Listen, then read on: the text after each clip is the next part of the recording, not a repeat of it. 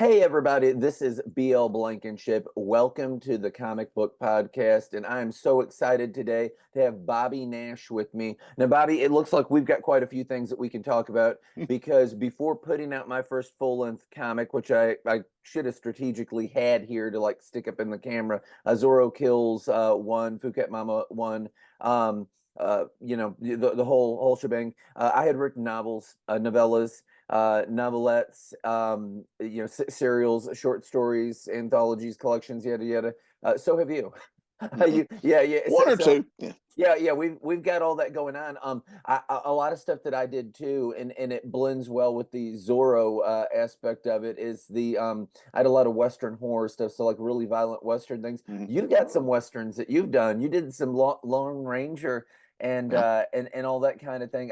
I think that's happening. That's cool. Tell people a little bit about like your literary background, what all you have, and I think screenplays are in the mix of that too, from what I'm seeing, right?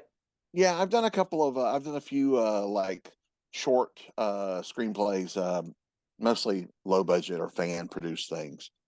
I've gotten to know several of the guys that do the Star Trek fan films over the years. And I started writing some scripts for them to see if I could do it. I'm not good at doing stuff just for the hell of it. I have to have a reason. Yeah. So especially if I want to take time away from writing my books to write something, I need to know it's for something.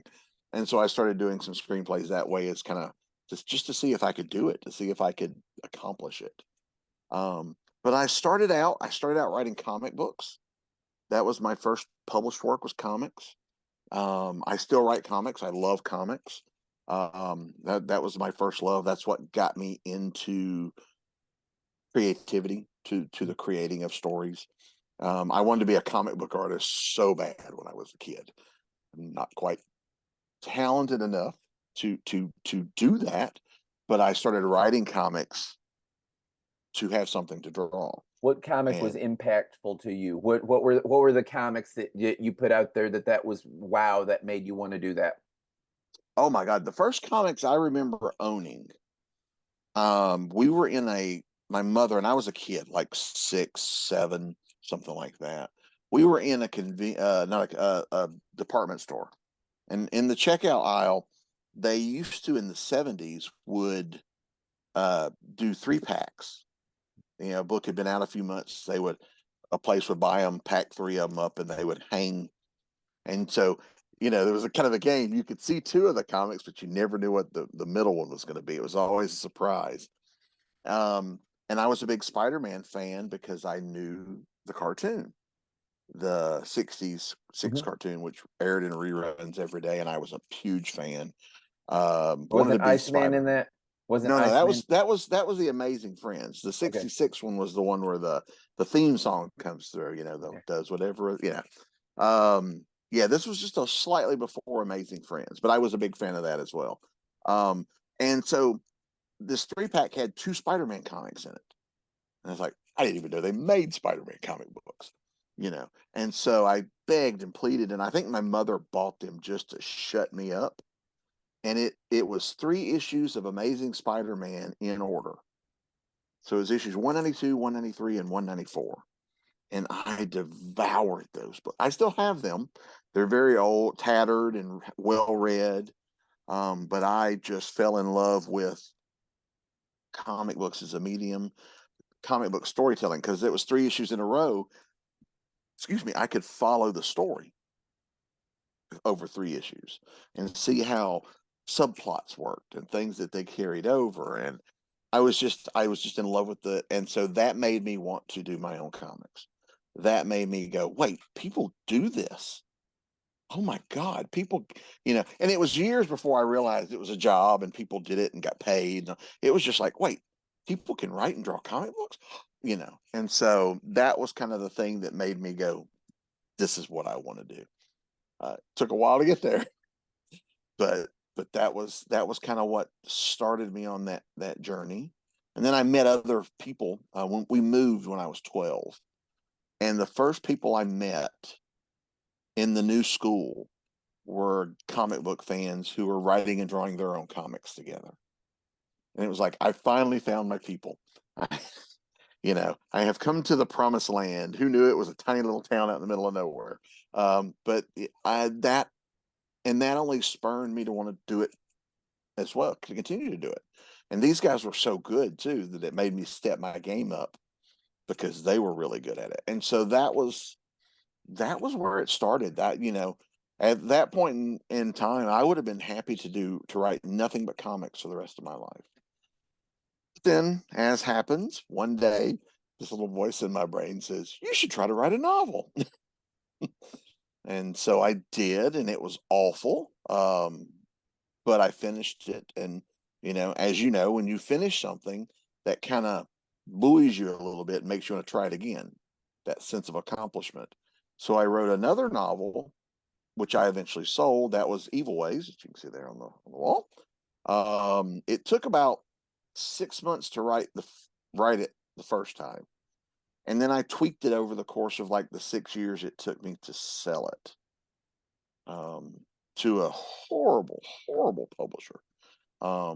It was a horrible, experience.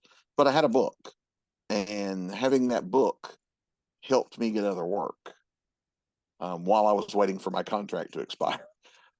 So I would, because that book is your resume, so I would show the book to other publishers. They would then, so I got writing gigs that way, and it kind of just snowballs from there. So that's, and then in recent years, like I said, I've gotten into doing the odd screenplay here and there, writing full audio dramas has happened in the last few years as well. Yeah, so those are fun. It's just different ways to tell stories, stretch your creativity a little bit.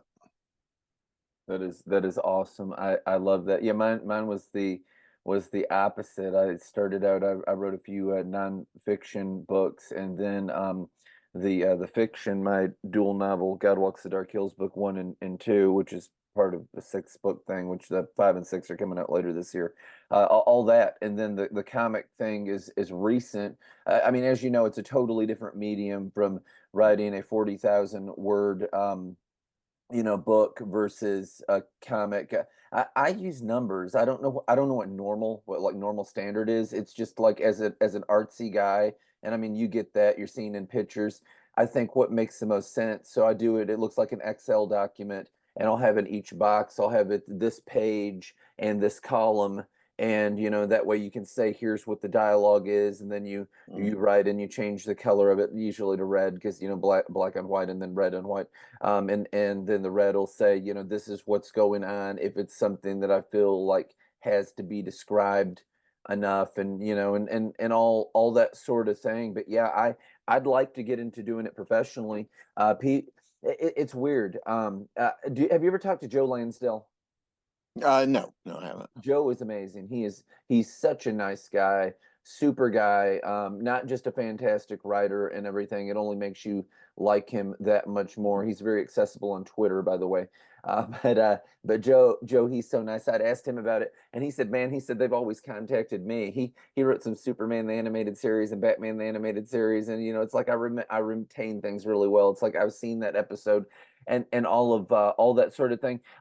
When I'm looking at your comics and your graphic novels here on your website, to me, it's appearing like, is it Domino Lady? Is she like your starring character that you have more than any? Is that the one that you think pops? Is that, like Spider-Man and the X-Men for Marvel, and Superman, Batman, Wonder Woman with DC? Is that like one of your top people?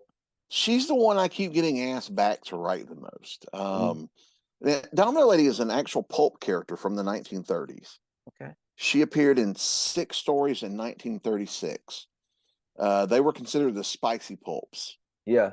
Back then, because she's dressed a little spicy, especially for that time. I kind of thought, were women allowed to dress that way? Yeah. She also liked to have sex. Yeah. So that, but Yeah. they were very innuendo heavy. They're pretty tame by today's standards. Yeah. But there was a lot of innuendo. Not quite like Barbarella or nothing. No, they often describe like the little O shape of her mouth, or her cooing sounds, or that kind of stuff. Okay. But if you get past that, the sexy trappings, she was also one hell of a detective. Okay. She was smart, and she very much a precursor to Batman in a way, where she played this ditzy socialite, Okay. but then she would put on the mask and the outfit, and she was like kind of like Batman. She went out and people were afraid of her. Yeah. She had this, her shtick was she would write, and her villains were like crooked cops, crooked businessmen, politicians, mobsters, that kind of, Okay. you know. In recent years, we've added more pulpy supernatural stuff, but mostly it was real people. And she would write them letters on black paper with white ink. And she would write them a letter that basically says, I know what you did, and here's what I'm going to do to you for it, for doing it. And she would mail them these letters. So the bad guys know she's coming. So they are then on guard. They go through all these elaborate things to be ready for her. And then she outwits them, knowing what she knows what they're probably going to try, and she's able to work around them. This sounds like this would be like a good series, like a good Netflix, Amazon series. Yeah, it's I would like that. I mean, and writing is everything on that. We watched the Daredevil series mhm. that they came out with, and my wife was like, "Is that how Daredevil really is?" And I'm like, "Yeah." And she said, "This is so much better than the movie." It was. Absolutely. It was. It truly was. Yeah. Well, see, Domino Lady is like, imagine if the femme fatale was the hero, and that's Domino Lady. So I got my start writing. I wrote a short story for an anthology, and that went pretty well. And then the publisher announced they were going to be doing comics, and Nancy Holder, who wrote one of the short stories as well. Nancy Holder writes a lot of. I mean, she writes a lot. She's like a big time New York Times bestselling author. Wonderful writer, fantastic writer. Very, very, very sweet lady too. Love her to death. And so I got to know Nancy because we did Domino Lady, and I congratulated her on getting the comic writing gig, and we talked a little bit. And so the comics came out. She did a really good job on the comics, and then she was doing one, and she was she she had trouble meeting the deadline because her novel was happening at the same time, and so she called me up and says, "Hey, would you mind writing this with me?" She says, "I've got the plot. I've got the plot. The plot's been approved. Can you turn the plot into script?" And then I'll go over it. She went back over it and kind of tweaked it so it still sounded the same as her. And so we did that, and I was happy to do that. That was a lot of fun. And we did that, and we had so much fun working together. We did that multiple times. And so now sometimes someone will just call me up and say, like I'm right now, I'm in the process of finishing the script for the first of a new 4-issue Domino Lady comic series that'll come out sometime. Um, and so I should put the finishing touches on issue 1 today. And it's just one of those things where they'll call me up and say, "Hey, we need something. We need something Domino Lady. You want to write something, or we've got this idea, or we're doing this, and we want to do, and they'll just invite me and say, you want to do something." And I love the character. I fell in love with the character working on that first story. So yeah, anytime they call, I'm happy That's to awesome. write her. Yeah. So she's probably the character I've revisited the most. Especially considering she's not mine. I didn't create her. I don't own her. I didn't create Um, Zorro. I hear you. yeah. And so there is a following there with it. So there are people that are aware Mhm. of the Lone Ranger. It's the same thing. That there's people that are aware of that character. I grew up watching him. Um, so no, I Well, like that. and Is she constrained to a certain like point in time in history, or do you put her yeah, anytime you want? no, they really wanted to. The publisher really wanted to keep her in the 30s. And we've been doing it a long enough time now that we're kind of up to 1939. Like I've kind of kept track of, and we've moved from 36 to 39 by now. Just because I've written so, and I'm just doing what I'm doing. I'm not even paying attention to what anybody else is doing with her. Um, and so yeah, so we're up to like 1939. uh, pre-America in the World War, Oh you yeah, know. Great But we can, Depression, all that. I mean, it yeah, was a lot going on in the third. You're starting in the 20s and the Roaring Twenties and going in through the Great Depression and all that. So I mean, yeah, you've got interesting historical stuff there. So you've got a yeah, later Sherlock Holmes in with her then, right? Because he yeah, came in the 1800s, but you can also do early 1900s with him and all that. yeah. That would fit. You had and I wrote a book and I had to change the title. It was originally it was Josie Wells Rides Again because somebody had said that's public domain. It's not. Right. Announce it. He's not, Yeah. And so nobody sued me. They were super nice. Yeah. I just heard from somebody, man, you got to take that book down. So I changed it to Jody Walls, Mm-hmm. So you make a minor change there. Rides Again, but I mean, it was a tribute to this character that I really loved both books of, and people from the American Civil War, which had like 5 or 6 different names that it went by, but that's what most people know of it as in history. Confederates and Union people alike were alive still in the 30s. I Mm-hmm. forget when the last of them died. They would have reunions where they would get together, and just talk and reminisce about what all that was like. So I mean, it's a weird transitional period there in the 30s that you had Mm-hmm. people from like another, world, it seemed like, Oh that were yeah, yeah. still Because alive. like Hollywood was enamored with the westerns, and so real guys like Wyatt Earp were friends with cowboy movie stars, and I play with that a good bit with the Hollywood because Domino Lady is set in Hollywood, and so we do play up that a lot with uh the Hollywood glamour Yeah. of that era. We do play with that. We also play with stuff like we don't there is stuff happening on the other side of the world that sometimes bleeds in or Yeah. um different things like that. But playing with different we team her up with with other characters, or she solves murders, or we can really do just about anything with her. And so yeah, it's fun to kind of just play with not only that era, but they talked a little different. Yeah. They certainly dressed different. Mhm. So there's a lot of those kind of things we can play with. And so I'm constantly writing her in both prose and comics. Um, but in my head, for the ones that I work on, there is a chronology. There is That's awesome. yeah. I do sometimes pick up on, like in writing this new script, I was like, oh wait, this would be a good chance to bring back that character from that other book instead of creating a new one. So it looks like it's one big world.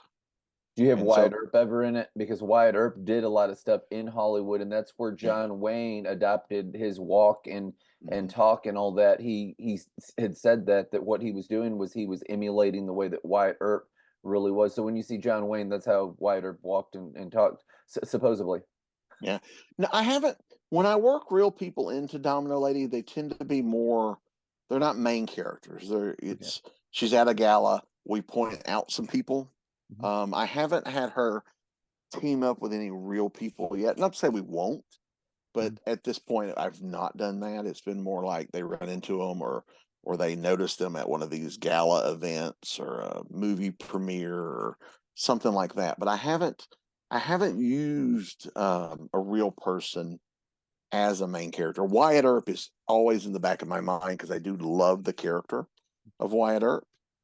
I know he's a real person, but I mean Oh yeah. the mystique of Wyatt Earp has Oh, it kind was of huge. It was huge. has kind of eclipsed the real man, I'm sure. Um, but yeah, And so and there's you're in the 30s too, which I'm a mhm. big fan of old movies. And with you being in Hollywood, my favorite 1930s actor is Peter Lorre. Mhm. Yeah, I love. I have so many Peter Lorre movies. Mad Love. That was so eclipsed by like the Universal monster movies. It was such a good movie. The guy's hands are crushed, and he's a psychoplastic surgeon. And the knife thrower that was a serial murderer gets put on the pianist hands, And yeah, and so he's the hero. The man is the former pianist who has the knife thrower's hands. And at the end, Mm-hmm. when Peter Lorre's choking the woman with her own hair, which is wildly kinky, by the way, the man throws the knife through the bars and saves her. It's so class. He's got a mannequin of her in there and like a large fluffy parrot bird. I mean, the whole thing, everything about it. I love that. I love Quicksand that he was in, Mickey Rooney. I love My Favorite Brunette. Casablanca, of course, is a fantastic Mm. movie, and he does so much to that movie. He's the jerk, and he gets He shot all to is pieces. he is so creepy, I guess, but he's also so, yeah, he's that. It's almost underscored. It's almost underplayed how evil he is at times in that movie. Because I just rewatched it recently. I did a podcast because it was the 80th anniversary last year of Casablanca, and I rewatched it. I was on a podcast where we were reviewing it, and I had forgotten because it had been a while since I'd seen it last, how young the girl is that he's trying to get to sleep with him so that he will give them papers. Yeah. You know, I always thought of her as an adult, but she's like, what, 17, 18, 16, something like that. And it's like, yeah, he's kind of scuzzy. Um, but yeah, and he has some of the best lines too. You know, the I'm shocked line is one of my favorites.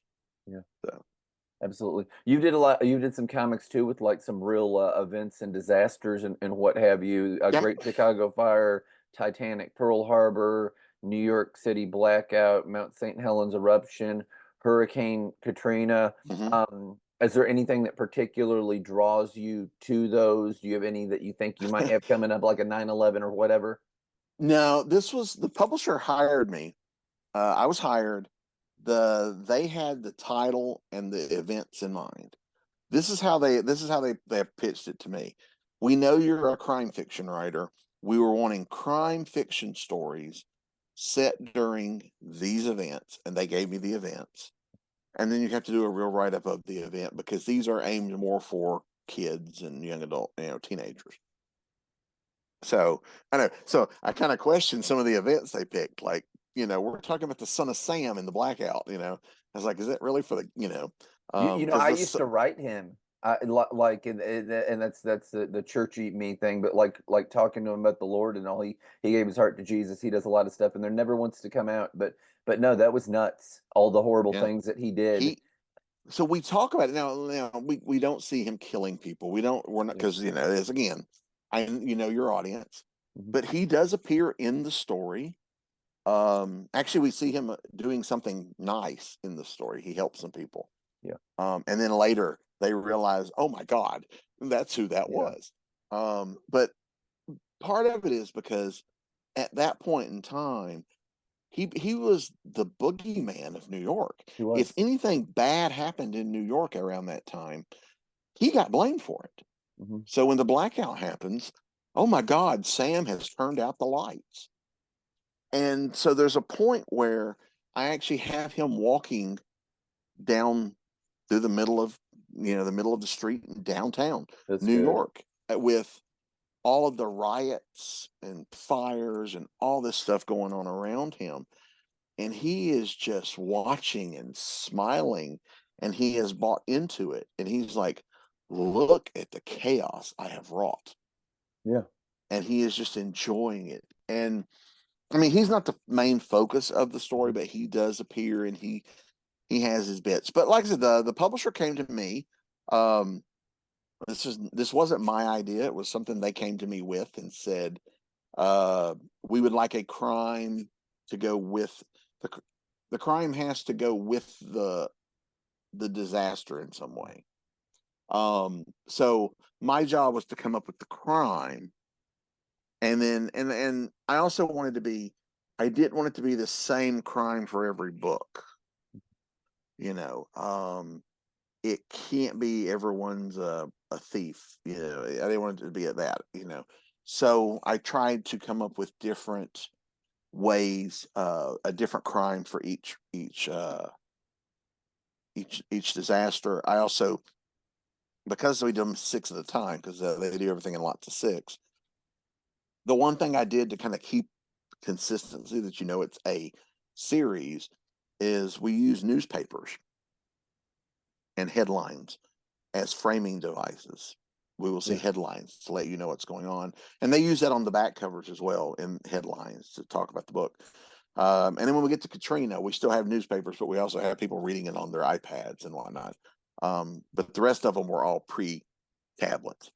Yeah. So we just kind of use that to kind of show that they're all connected, that they're all part of a series, and then different kinds of crimes, and some are like real crimes, some are crimes in progress, or one is a they're not all like huge crimes. It's different types of crime, but then working it into the real history to make sure that that part's right, because there's like a 3-page write-up in there about the real event, and all that stuff. So Mhm. they wanted a lot of that in there. We try to work in some humor, make it funny in places. Like the one about the Chicago fire. There's a couple pages where we're going through, and there have been so many theories over the many years at this point, many decades at this point, that I started playing. We were playing with the theories. Everybody has a theory. Was it the cow? We see the cow kicking over it, and just the cow goes moo with a question mark. Was it a ghost? And we have a ghost kicking the, and he's so there's a lot of, we try to work in some humor. I teach people how to pickpocket in that one. That was pretty cool. We have a thing on how to pick somebody's pocket, and so yeah, so it was just fun. They were fun. They were a blast. I don't write a lot of stuff for children on a regular basis, Yeah. so that was a nice thing too. I got more of an all ages thing. The library, that particular publisher, most of their stuff is for libraries. Mhm. I mean, you can buy them, but not mainly. They're built for libraries because the Are they books are really. are they mainly comics, the things that they do, or do they do a variety I of think they things? do a variety of things, but Okay. but what they hired me, they do have a comic imprint, and that's what I was hired to do. But I That's do awesome. believe they do other stuff, and stuff about. I mean, it's different topics. Like they have stuff about animals. They do stuff about athletes and Yeah. different kinds of things like that. So yeah, so this was pretty cool though. I know they have other, like they one of their comic series they did looked at the mythological stories, Mhm. things like that. So yeah, so it was fun. It was it was one of those things. It was nice. I got the call that said, "Hey, are you interested in doing this?"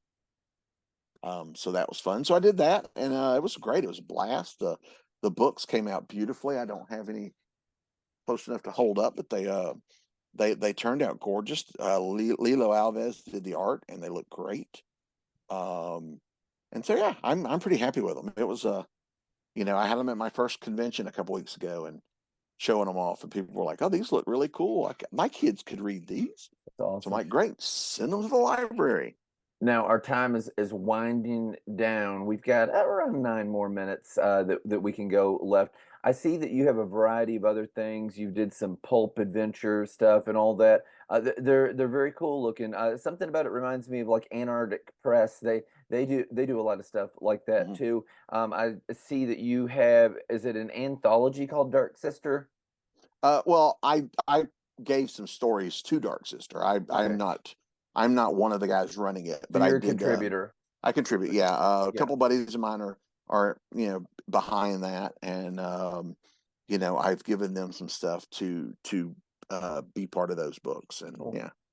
Tell people where they can find your stuff and what you're looking to have going on here in the future, near or distant. Okay. BobbyNash.com is my website. I'm all over social media, Amazon, etc. There's links all on BobbyNash.com. Coming up, I mean, there's a new Snow book coming. There's a new Sheriff Myers book coming. Deadly Deals, which is the sequel to Deadly Games, is coming. The third Dante's book is coming. All of those are either done or almost done or in edits or whatever. There are several Domino Lady comics coming out. There's also a few other comics I've written that are in some sort of progress. And so yeah, so there's just a lot. There's always stuff going on. I do stuff on my Patreon page. I do like serialize the books, a chapter a week. That's fun. I'm working on right now. I'm working on a full cast audio sci-fi mystery, which is pretty fun. And then there's just other stuff. Yeah, there's stuff that's in the pipeline for a while. There's a Lance Starr novel coming. There's a Secret Agent X novel out there. There's a Captain Science novel out there. And some of those have been done for a while. So I just, there's two more Hunter Houston books that are done. So in those cases, I'm just waiting on publishers, and I don't really Oh yeah. have control over when those will happen. But they're out there, and they're done and will happen eventually. Excellent. So I love that, and I love the variety of stuff that you have going on. So, as a writer that's really trying to get more into the comic book scene, kind of throw yourself out there, and it's like, if I was with DC, I would do this. If I was with this one, I would do that. If you wrote a Star Trek comic, don't give it all away. What would you lean towards it being about? If they said you can write like a limited run, what would you do? And I'm a Romulan Empire or Mirror Universe kind of guy myself. gotcha. I'm on that weird, Romulan Empire is like ancient Rome, but Mhm. yeah. But what's your thing? What would you throw out there? It would definitely be an adventure. I'm a very action heavy writer, so it would definitely be some kind of action heavy thing. And then a lot of it would depend on which Star Trek I was writing.